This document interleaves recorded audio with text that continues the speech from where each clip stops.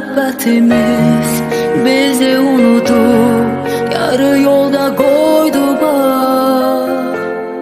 Üzümə kədər, ölənə qədər mənə qonaq oldu bax. Gündüzlərimiz, gecələrimiz bizə ayrı bir günah.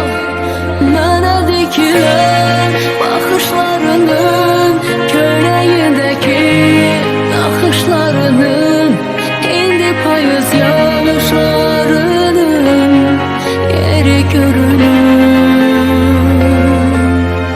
Sinədə yanan dəli ürəyin, ah soyuq küləyin, gözümə bax indi də nəyin yeri görünür.